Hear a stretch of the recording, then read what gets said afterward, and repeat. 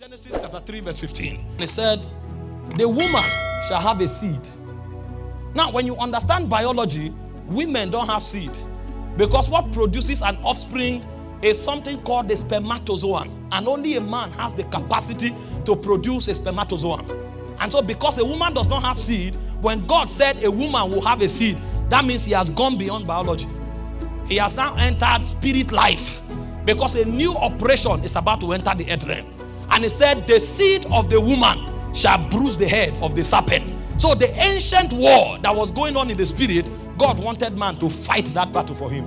But the man did not have wisdom because he was not operating from light. He was operating from the fallen realm. And so that beast outsmarted him. And so when God wanted to come this time, he cannot come from a man, because if he comes from a man, he will be a man of man. And so the only way God can come is to escape into the womb of a woman and come out as the seed of God. And so he became a man of God. The word man of God is not a preacher. The word man of God means that which is born of God. And so the first time God wore the garment of a man of God showed up. And he said the assignment of the first man of God was to crush the head of the serpent. And so one of the reasons we exist is to crush the head of the serpent and to bring glory to God by establishing his government. Now, if you look at the scriptures deeper, John was speaking about this same matter that happened in Genesis. In 1 John chapter 3 verse 8, and he said, for this cause is the Son of Man made manifest, that he might destroy the works of the devil. And so every time man finds meaning, his first assignment is to destroy the works of the devil. Because from the Garden of Eden, his job is to crush the head of the serpent. 1 John 3:8 said to destroy the works of the devil. And so when the devil now knew that the assignment of man is to crush his government, he began to search every man that comes on the face of the earth. And so he discovered the first man after Adam was called Cain. And so he went and dabbled into Cain and made Cain to kill Abel, so that no man will exist again. Because he was afraid of the human race. Prophecy has captured it that it is man that will crush his head. So when Adam came, he battled Adam. When Adam gave birth to Cain, he battled Cain. And then a man showed up called Enosh. And he said from the days of Enosh, men began to call upon the name of the Lord. That was when we knew that the technology of crushing the head of the serpent is not to speak English, it's priesthood. Because the first men that were able to attempt to crush the head of a serpent was to call upon the name of the Lord. But there was a deficiency. The deficiency that race of men had was that their life was biological. And so anyone that begins to trouble the devil will wait for him to grow old. Because no matter how smart you are, you can't deny old age. And so when Enosh died, men came until the time of Noah. The heart of men became dark. God had to purge the earth.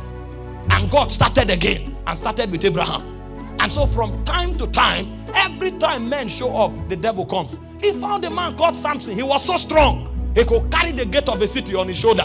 And he said, this may be the man that will crush my head. And he sent Delilah. And so every time the man turns in the direction of flesh, he becomes weak.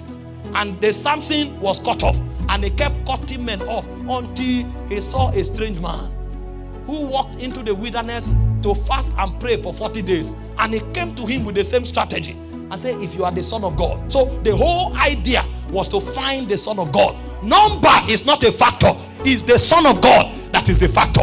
And so the census of darkness was to find the Son of God. And so if you say, if you are the Son of God, turn these stones to bread. And Jesus looked at him. The man you met in the garden is operating from his brain. This one operates from government. And he said, it's not about who can turn stone to bread. It's about who can stay in obedience. And he said, man shall not live by bread alone. Adam didn't know. That's why he rushed after an apple. He said, man shall live by every word that proceeds from the mouth of God. And so the devil began to battle him. When he saw that his deception could not bring him down, he now said, there is one thing no man can escape. It's called death. So he plotted for him to die. Meanwhile, according to the algorithm of the divine, they routed their wisdom through that which the princes in darkness can never understand. So the gateway to crush the head of the devil was actually not to sit on a throne. It was to die on a cross.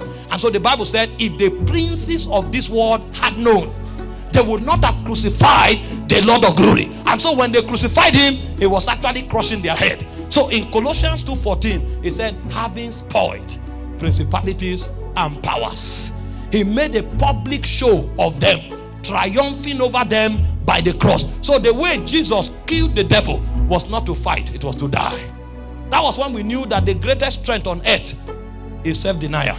When a man begins to die to self, he begins to win the battle of the spirit realm. And so Jesus was the first man that was able to crush the head of the serpent. But after Jesus carried out that assignment, the world will not come to an end. And so there was a parable in the spirit. A question was asked, and that question is in Isaiah 53 verse 8.